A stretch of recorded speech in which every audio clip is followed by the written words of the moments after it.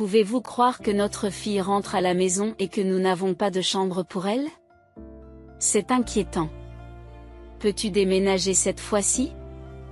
J'ai été choquée d'entendre soudainement ces mots de la bouche de ma belle-mère. Dans la maison où je vivais avec la famille de mon mari, ma belle-mère me qualifiait de mauvaise épouse qui ne faisait pas les tâches ménagères et me critiquait quotidiennement. Ensuite, ils ont voulu me mettre dehors pour faire de la place à la sœur de mon mari qui allait accoucher à la maison.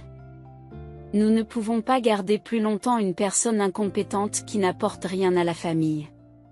Dépêchez-vous de partir pour que nous puissions libérer la chambre. Je m'appelle Tracy. J'ai 33 ans et je travaille dans un bureau. Après avoir obtenu mon diplôme universitaire, j'ai rejoint une grande entreprise bien connue dans ma ville natale, où je travaille activement et mène la vie d'une adulte active. En tant que vendeuse, je m'épanouis en traitant avec différents clients et en faisant avancer les négociations.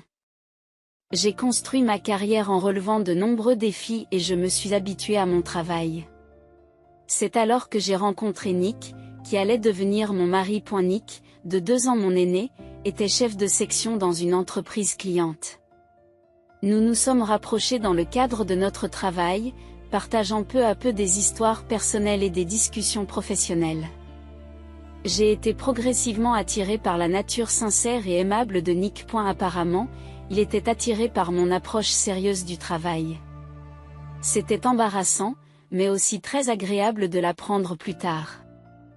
Notre relation a naturellement évolué vers une romance et nous nous sommes mariés lorsque j'ai eu 30 ans. Nous avons loué un appartement dans un quartier bien desservi par nos 2 lieux de travail et nous avons commencé notre vie de couple. Après le mariage, j'ai été promue à un poste de cadre et j'ai mené une vie satisfaisante tant sur le plan professionnel que personnel.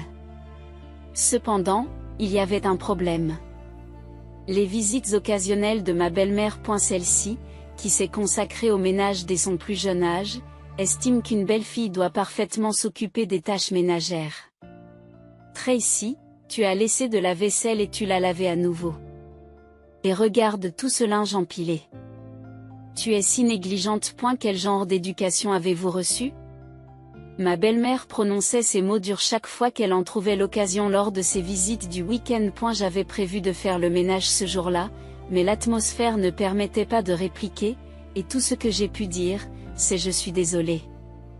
En réalité, je me suis toujours concentrée sur ma carrière et je n'étais pas douée pour les tâches ménagères. Par conséquent, mon incapacité à gérer les tâches ménagères l'a amenée à me considérer comme incompétente. Lorsque j'étais célibataire, je cuisinais rarement et je faisais généralement le ménage et la lessive pendant mes week-ends. Après le mariage, pour réduire la charge des tâches ménagères, j'ai investi dans des appareils électroménagers tels que des robots nettoyeurs.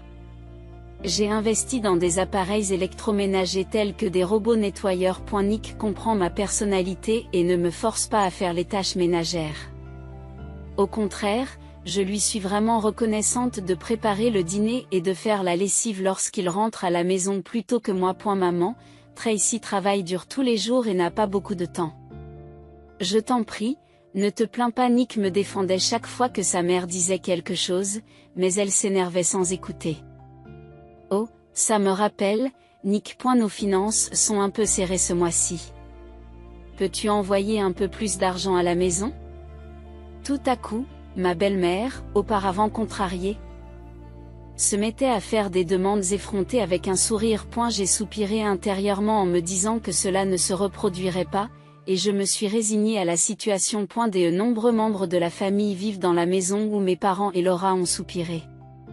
Actuellement, les parents, le frère et les grands-parents de Nick y vivent. Il y a encore peu de temps, Lorraine, la sœur de Nick, vivait avec eux et contribuait aux dépenses du ménage en travaillant, mais elle s'est récemment mariée et a quitté la maison. Par conséquent, seuls mon beau-père et mon beau-frère travaillaient depuis lors, ce qui a entraîné une baisse des revenus du ménage, et ils en sont venus à éprouver des difficultés financières.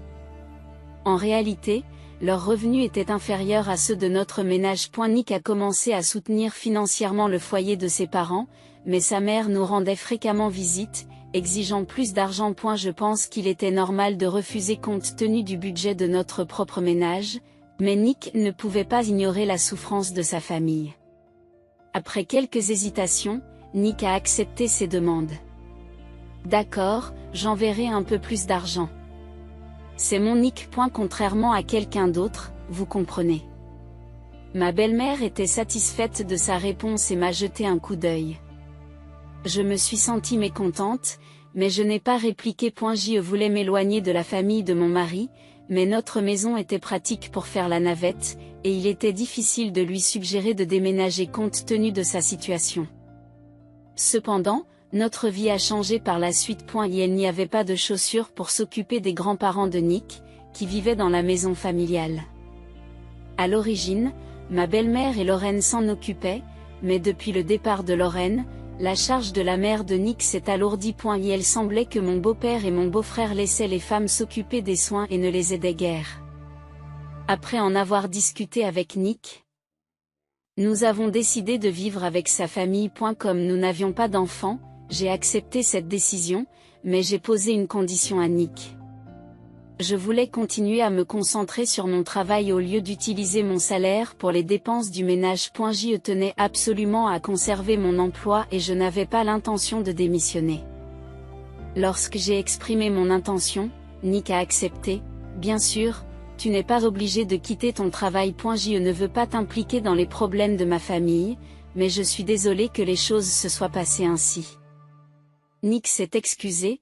En effet, vivre ensemble pourrait augmenter les sarcasmes de ma belle-mère. C'était ma seule préoccupation, mais nous avons décidé de commencer à vivre avec sa famille, moi continuant à travailler pour subvenir aux besoins du ménage et Nick s'occupant principalement des soins et des tâches ménagères. Cependant, lorsque nous avons commencé à vivre ensemble, sa famille n'était pas satisfaite de notre arrangement. Il est absurde que Nick s'occupe des soins et des tâches ménagères. C'est le rôle de la femme, a déclaré ma belle-mère. C'était une réponse que j'avais en partie anticipée, mais je me suis demandé pourquoi de tels rôles devaient être fixés.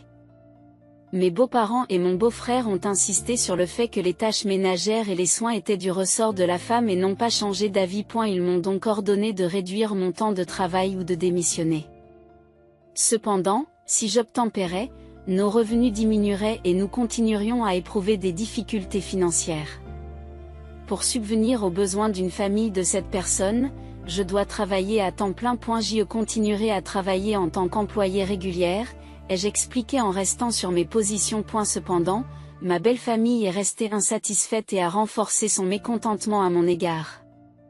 Comment peut-on avoir une telle opinion ? Je n'arrive pas à croire que cette belle-fille soit si désobéissante. Ma belle-mère s'est exclamée avec colère et son attitude envers moi est devenue encore plus dure. Par la suite, mon beau-frère m'a également critiqué en utilisant le travail comme excuse pour ne pas aider maman.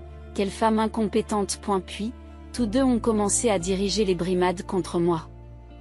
Mon beau-père est à peine intervenu et ne m'a pas protégé. Les grands-parents de Nick, qui retournaient dans leur chambre immédiatement après le dîner, avaient peu de contact avec moi et ne s'intéressaient guère à moi. Après avoir commencé à vivre avec mes beaux-parents, mon travail est devenu plus prenant et je rentrais souvent tard à la maison. Lorsque je rentrais après des heures supplémentaires, la famille se plaignait que je devais rentrer plus tôt, me regardant de haut comme si mon travail était insignifiant. Je me sentais profondément frustrée lorsqu'ils rabaissaient mon travail. J'étais fière de mon travail et je m'engageais à assumer mes responsabilités en tant que manager. Cependant, ma belle famille me disait sans cesse de donner la priorité aux tâches ménagères plutôt qu'à mon travail. Finalement, j'ai trouvé plus de paix au travail que dans la maison de ma belle famille. Et ne supportant plus les brimades, je me suis plainte à Nick. Pourquoi suis-je traitée de la sorte alors que je gagne ma vie au quotidien et que je paie même de nouveaux meubles et appareils pour la maison de ta famille ? Nick m'a écouté sérieusement. Et elle a compris les problèmes auxquels sa famille serait confrontée si je quittais mon travail. Je parlerai à tout le monde. Je suis vraiment désolée de t'avoir mêlé aux problèmes de ma famille, a dit Nick et j'ai été remplie de gratitude. Il doit être fatigué de faire le ménage et de donner des gâteaux après le travail. Plus tard, Nick a essayé d'en discuter avec toute sa famille. Mais leurs opinions n'ont pas changé. Mon beau-frère m'a même accusé avec colère. Vous n'avez pas bien discipliné votre femme et c'est pour cela qu'elle est devenue si égoïste. C'est à vous de la former. Mes beaux-parents étaient d'accord avec lui et ils ont commencé à nous critiquer. J'en avais assez. L'attitude de la propre famille de Nick, qui recevait autrefois un soutien financier de sa part, était insupportable. Désolé, Nick. Je ne peux plus vivre ici. Nous avons discuté sérieusement de notre avenir dans notre chambre. Nick était lui aussi furieux de la réaction de sa famille et a immédiatement décidé que nous devrions mettre fin à cette situation et déménager rapidement. Et si nous continuions ainsi, notre stress ne ferait qu'augmenter. Nick et moi avons donc décidé de quitter la maison, de commencer à chercher une nouvelle résidence et de préparer notre prochaine vie, tout en gardant le secret pour sa famille. Un demi-mois plus tard, un après-midi, Lorraine, ma belle-sœur qui avait quitté la maison familiale après s'être mariée, est revenue à l'improviste. C'était le week-end et j'étais en congé, donc nous étions tous à la maison, y compris la famille de Nick. En voyant Lorraine revenir avec une grosse valise, ma belle-mère était folle de joie. Lorraine, bienvenue. As-tu déjà déjeuné? Si ce n'est pas le cas, je vais te préparer quelque chose tout de suite. Merci, maman. J'ai vraiment faim. Lorraine est passée devant Nick et moi sans nous saluer et s'est dirigée directement vers le salon. Attends un peu. Lorraine, pourquoi es-tu revenue tout d'un coup? Demanda Nick en entrant dans le salon. Lorraine a répondu, je vais bientôt avoir un bébé. C'est ma première fois et je ne me sens pas sûre de moi, alors j'ai décidé de revenir à la maison pour l'accouchement. Je vais rester ici pendant un certain temps. Mon beau-père et mon beau-frère, qui regardaient la télévision dans le salon, semblaient également se réjouir du retour de Lorraine. Cependant, Nick et moi étions perplexes. En effet, la chambre qu'utilisait Lorraine était utilisée par nous à ce moment-là. En effet, la maison familiale était spacieuse, mais à l'époque, elle abritait 7 personnes et il n'y avait pas de chambre libre. Avant que je puisse dire quoi que ce soit, ma belle-mère m'a regardé et a poussé un soupir dramatique. Quelle situation difficile. Lorraine est de retour, mais nous manquons de chambre. Tracy, pourriez-vous partir maintenant que nous sommes dans cette situation? Il m'a fallu un moment pour saisir l'intention derrière ces mots. La chambre que vous utilisez appartenait à l'origine à Lorraine, n'est-ce pas? Maintenant que Lorraine est de retour, il est normal de la lui rendre. Ma belle-mère l'a dit clairement. Puis elle a ri et a dit, nous ne pouvons pas garder ici une personne inutile qui n'aide à rien dans la maison, n'est-ce pas? Tout en cherchant l'accord des autres membres de la famille, mon beau-père a acquiescé, et mon beau-frère m'a regardé en riant. Attends un peu, ce n'est pas déraisonnable? A argumenté Nick, alors que j'étais encore sous le choc. Lorraine m'a alors dit avec véhémence, tu es une femme, mais tu ne t'occupes pas correctement de la maison. Ça ne sert à rien que tu sois là, pars déjà. Cependant, c'est moi qui prenais en charge la plupart des dépenses du foyer. Que arriverait-il à cette maison si je partais? Ont-ils seulement compris cela? Hésitant à le dire, Nick posa sa main sur mon épaule et secoua la tête en signe de résignation. C'est bon, quittons cette maison ensemble. Les paroles de Nick étaient pleines de détermination, et il semblait plus fiable et plus fort que jamais. Nous avions déjà prévu de mettre fin à notre cohabitation dans un avenir proche, alors nous avons pris les décisions plus tôt. J'ai compris. Alors, nous partons tout de suite. À ma réponse, toute la famille a éclaté de rire. Et la colère monta en moi contre eux, qui n'avaient pas retenu Nick, qui les avait aidés à faire le ménage et à donner le cas, et qui n'avaient rien fait d'autre pour l'aider que de rire. L'idée que des personnes désagréables s'en aillent m'éclaircit le cœur. Quand vous partirez, n'oubliez pas d'emporter toutes vos affaires. Ma belle-mère l'a déclaré et j'ai acquiescé en silence. Nous avons immédiatement fait appel à une société de déménagement et avons quitté la maison familiale avec Nick ce jour-là. Le lendemain, alors que nous étions temporairement hébergés à l'hôtel, nous avons reçu un appel de ma belle-mère. Il était surprenant que ma belle-mère appelle mon téléphone portable au lieu de celui de Nick, mais comme j'avais une idée de la raison, j'ai décidé de répondre. Dès que j'ai décroché, la voix furieuse de ma belle-mère s'est fait entendre. Qu'est-ce que ça veut dire? Aujourd'hui, les déménageurs sont venus et ont emporté presque tous les meubles et appareils de la maison. C'est vous qui avez tout organisé, n'est-ce pas?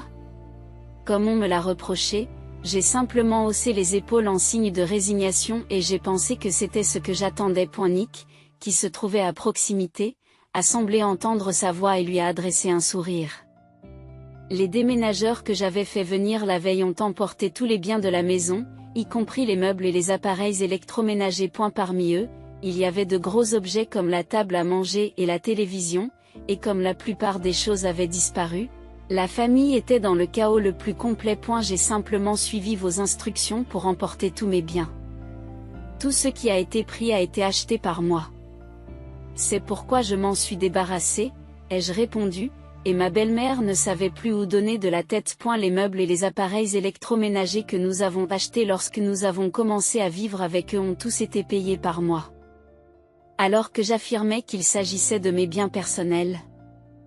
Ma belle-mère s'est contentée de répondre avec frustration. J'ai bien dit de les emporter, mais c'en est trop. Comment sommes-nous censés vivre dans une maison sans rien? Elle s'est exclamée avec colère, ce à quoi j'ai répondu calmement, maintenant que nous ne vivons plus ensemble, ce n'est plus mon problème. Cela doit être agréable d'avoir une maison spacieuse maintenant que les personnes désagréables sont parties. J'ai fermement dit cela, j'ai ignoré ma belle-mère qui se plaignait toujours, et j'ai raccroché le téléphone. Je pensais qu'elle rappellerait bientôt, mais, étonnamment, elle n'a plus donné signe de vie. Ensuite, Nick et moi avons commencé une nouvelle vie dans notre nouvelle maison. Les meubles et les appareils récupérés dans la maison familiale étaient encore en bon état, nous les avons donc installés dans notre nouvelle maison. Nous avons passé des jours paisibles, mais environ un mois plus tard, nous avons soudain commencé à recevoir des appels fréquents de la famille. Me demandant pourquoi ils nous contactaient à ce moment-là, j'ai envisagé de bloquer les appels, mais j'ai hésité car j'avais quelque chose à leur dire. Occupé par le travail et incapable de répondre au téléphone. Un jour, en rentrant à la maison, j'ai trouvé un appel en absence de ma belle-mère. Nick était encore au travail, avait dû faire des heures supplémentaires et n'était pas encore rentré à la maison. Lorsque j'ai répondu à l'appel, la voix irritée de ma belle-mère a retenti. « Tu as enfin décroché. Qu'est-ce que tu veux ?» demandai-je, et elle s'empressa d'ordonner, « La vie est devenue difficile depuis que vous êtes partis tous les deux. Revenez à la maison. » Apparemment, divers paiements avaient commencé à prendre du retard après notre départ. Avant de vivre ensemble, la maison familiale avait fait l'objet d'importants travaux de rénovation sans obstacle pour les grands-parents. Et il restait encore un prêt considérable à rembourser. Nick payait ce prêt lorsque nous vivions avec sa famille. En outre, l'argent que je gagnais était utilisé pour acheter des meubles, des appareils électroménagers et pour couvrir les dépenses mensuelles de la maison. Mais après notre départ, ils ont eu du mal à rembourser le prêt et à gérer les finances du ménage. Les frais de subsistance mensuels que je payais s'élevaient à environ $4 300.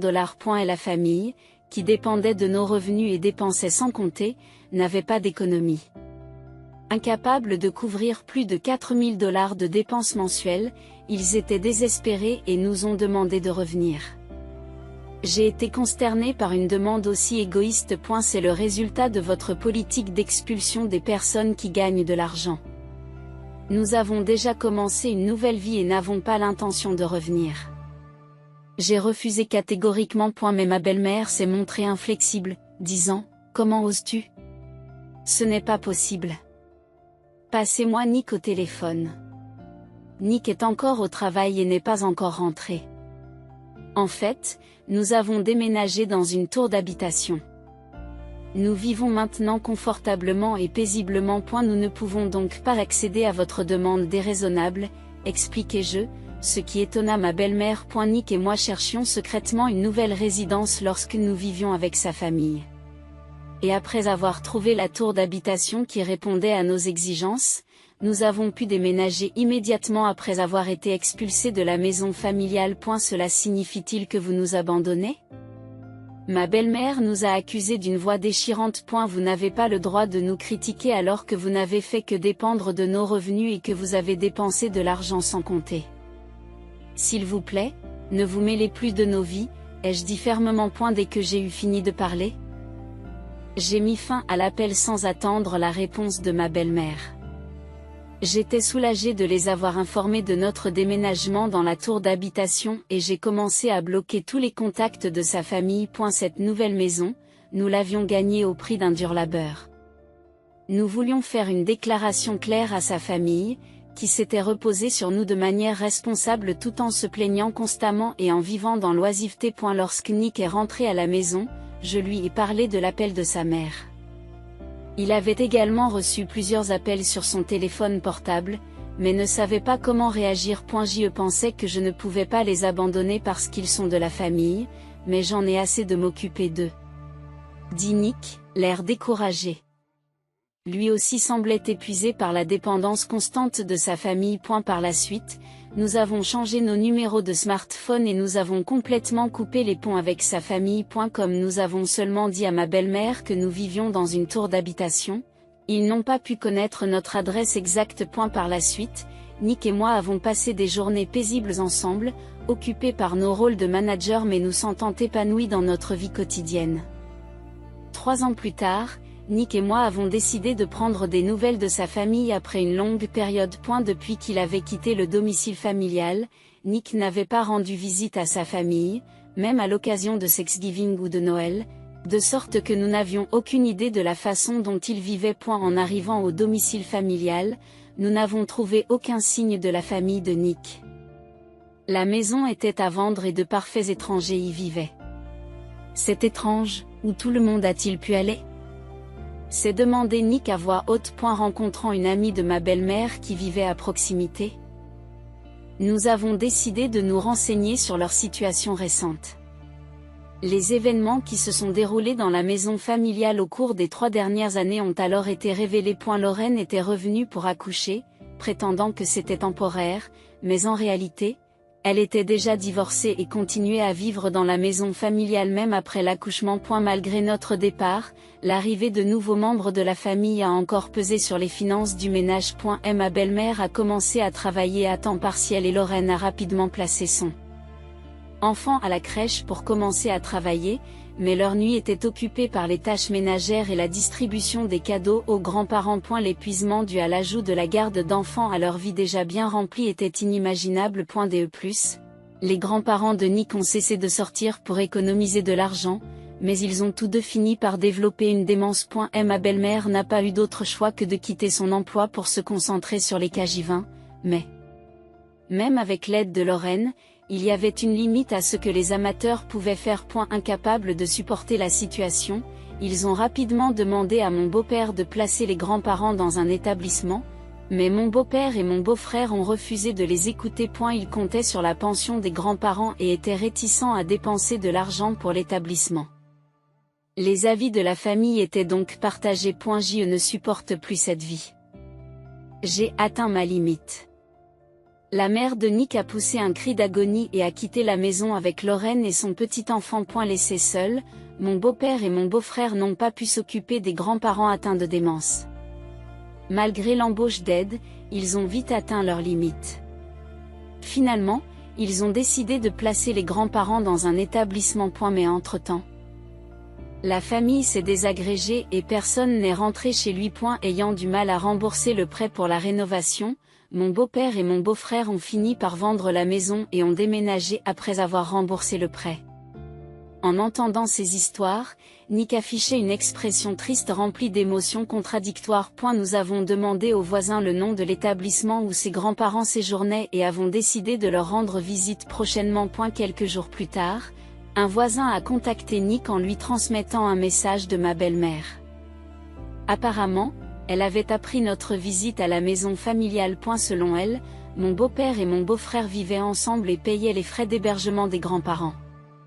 Mais ils leur rendaient rarement visite. Ma belle-mère elle-même vivait avec Lorraine et son petit enfant, travaillait à temps partiel et luttait toujours contre la VIE. Je ne peux plus supporter cette vie. S'il vous plaît, laissez-nous vivre dans une tour d'habitation, nous aussi, a demandé la voisine.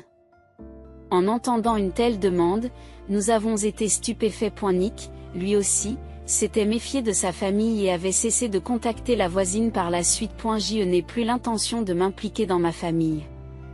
Mais je veux garder un œil sur grand-père et grand-mère jusqu'à la fin, a-t-il déclaré. J'ai approuvé sa décision et je l'ai soutenue, en me concentrant plus que jamais sur notre travail, surtout lorsque Nick ressentait parfois la solitude de la perte de sa famille. Après avoir surmonté des moments difficiles, nous voulons vivre encore plus heureux à partir de maintenant. Nous prévoyons de chérir notre vie actuelle, de vivre en paix et d'envisager d'avoir des enfants à l'avenir.